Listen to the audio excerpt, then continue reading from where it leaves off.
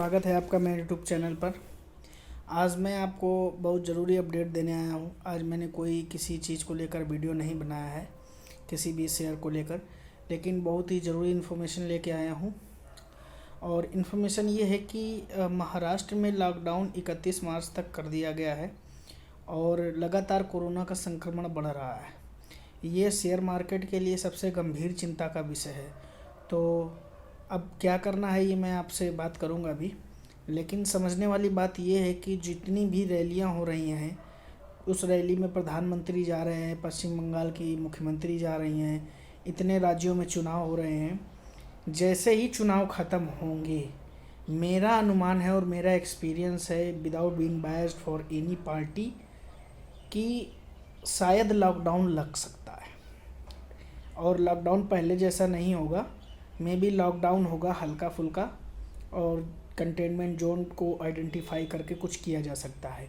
ये मेरा अनुमान है, इसका कोई ऑफिशियल डेटा नहीं। आज एक्चुअली में प्रधानमंत्री जी ने एक बैठक की है। जैसे ही वो अपनी चुनावी यात्रा से फ्री हुए हैं तो देश के लिए जैसे ही उनके पास 2-4 मिनट का समय मिल गया है, क्योंकि विदेश की यात्राएं तो इस समय हो नहीं रही हैं, तो आप पर हमला करने की एक और इतनी जॉब्स गई है, सब गया, उससे कोई मतलब नहीं है।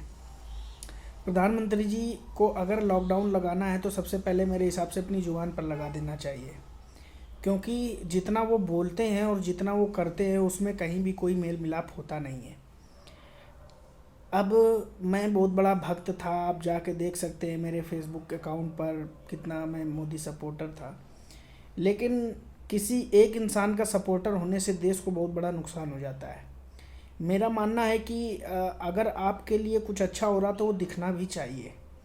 प्रैक्टिकल कुछ और है, बोलते कुछ और है, करते कुछ और है। अब बताइए, बंगाल में जब आप जा कर के, बिहार में आप जा कर के 1-1 लाख लोगों की रैली कर रहे हो और जनता में 20 लोग इकट्ठे कहीं खड़े होकर बात कर लें तो वहाँ से कोरोना फैलने लगता है।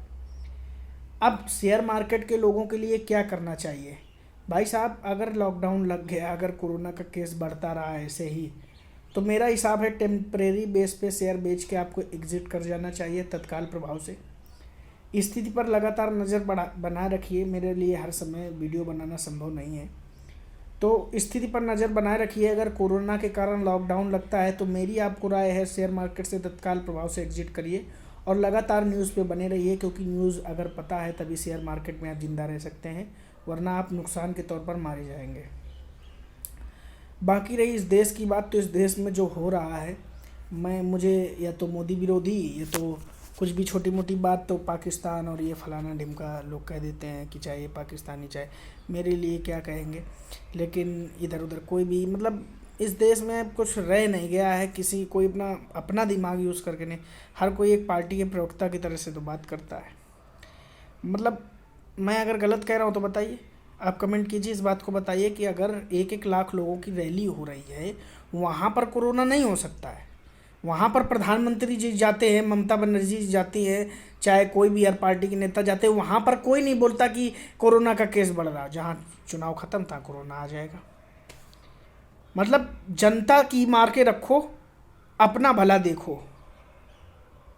शेयर मार्केट में अगर आप हैं, ये चैनल डेडिकेटेड तो उसी के लिए है। मैं कभी कभी अपनी भड़ास भी निकाल देता हूँ, तो भाई जी टेम्परेरी बेसिस पे एग्ज़िट मारिए। क्या कर सकते हैं, नज़र बनाए रखिए, क्योंकि शेयर गिरेगा तो पैसा फिर कहेंगे कि आप शेयर ऊपर जाएगा। अरे ऐसा थोड़ी होता है, शेयर मेरे कहने से थोड़ी ऊपर जाएगा। तो मार्केट में जो न्यूज़ होगी उसके आधार पर चलता है। फिलहाल तो न्यूज़ सब पॉजिटिव थी। लॉन्ग टर्म में 10 साल के लिए होल्ड करेंगे तो अभी भी मेरे हिसाब से आप पॉजिटिव रहेंगे, फिर तो मत ही निकलिए अगर लॉन्ग टर्म के लिए होल्ड कर रहे हैं, लेकिन नीचे जाने का मौका मिल सकता है। तो मेरा कहना यही है कि कुछ पता नहीं है, न्यूज़ पर बने रहिए, एकदम से एग्ज़िट मत करिएगा। अगर कल कोई ख़राब न्यूज़ आ जाती है या प्रधानमंत्री जी कहते मेरी रैलियाँ पूरी हो गई हैं, अब लॉकडाउन लगा दूंगा, अब अंदर कर दूंगा, भाइयों बहनों तुम्हें का तालाबंदी कर दूंगा, तो फिर आप भी निकल जाइएगा। Thank you for watching. जय हिंद।